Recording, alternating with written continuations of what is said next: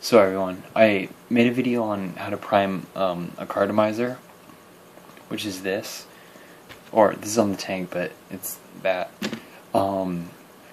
That's the more complicated thing, but I also figured I'd make one on how to prime an atomizer or a coil, because believe it or not, you should prime it. I mean, it doesn't seem as necessary, but it's actually a really good idea. So what I'm going to use is my, let me see,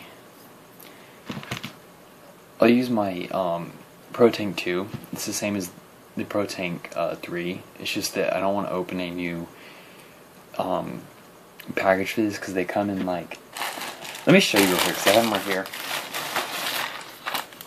Not that anyone like needs to know this or that is interested or anything, but they come in these packages, so you open the foil on them. But I actually, believe it or not, have an extra new coil. I need to prime the 2, which is the only difference.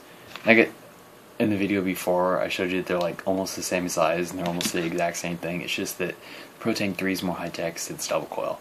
So what you want to do is what I would, oh, and also I'll show you how to fill up a Kanger protank, because people get kind of confused on it. It's not too hard or like complicated, but I'll show you how to do it. So take off the drip tip, you know, just did that, and turn it upside down so the screw side's up. Unscrew it. Take off just by unscrewing the old coil or atomizer, whatever you want to call it. Now you have your new one. The only way you have to do to prime these to get them started is shake up your e-liquid, and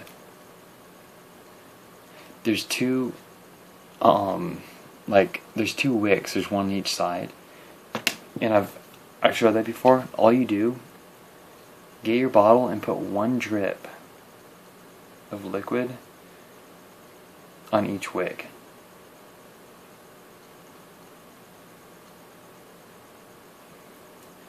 That is really simple. And then get what it screws into with the drip plate. That's what I've always referred to it as. Not to be confused with rebuildable atomizers that I told you have a drip tip where you actually drip liquid on it and it burns, but screw it into there, that's all. Let it sit while you're doing this. Because I typically will smoke these until they, vape these until they don't have liquid in them. This one does, but I can do this even with liquid in there. You typically, if you don't know what you're doing, don't want to do that, but unscrew this bottom base, which is the part that the coil and bottom piece go into.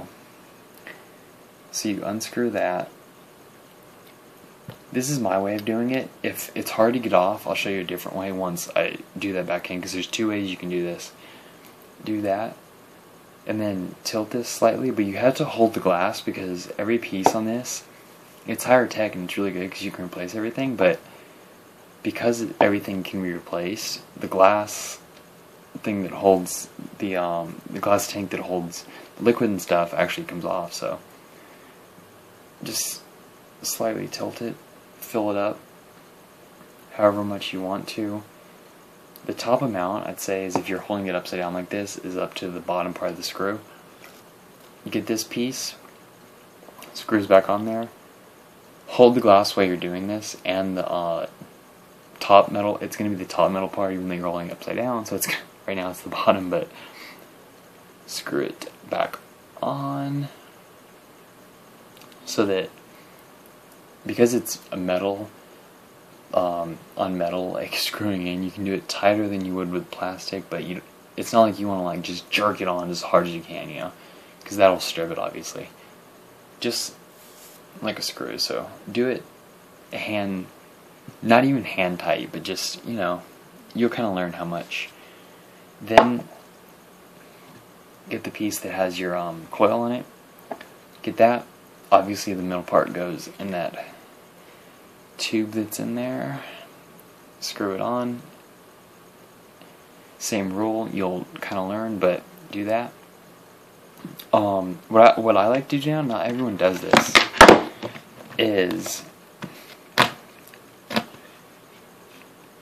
get your drip tip, whatever it may be, and put it in there. Now, there's two ways you can do this. Is either suck on it so that it pulls liquid out of the tube, just like you do with the cartomizer when I showed you, you put a paper towel over it and you blow it to get liquid out of there. Suck just a slight bit, then hold it upside down and get the screw piece, blow out so it blows. The reason that I didn't wipe this off first is because obviously, unlike the cartomizer where you're putting it in the liquid and there's going to be liquid all over it, there's not going to be anything on this because you're not putting it in liquid. If you do, obviously wipe it off, or if any gets on there. But that's pretty much all you have to do. I mean, it's really simple. You drip some liquid on the wicks, you know, and let it sit while you're doing the other part. Then all you have to do is screw it on once it's filled up, and